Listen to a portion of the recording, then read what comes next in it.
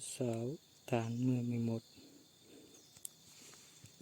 bên được 10 mấy con mà tìm được 11 con thôi, chắc khoảng gần 20 con nhưng mà tìm thấy 11 con thôi, con nó nhỏ quá tìm khó quá.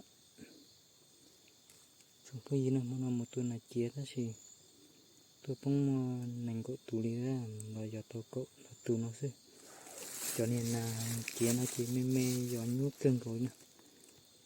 Tôi khởi tàu cậu đó tủ nó xí nhìn ra thì ở thứ gió nhút thôi chưa chỉ gió là cái mùi gió nành chua xí.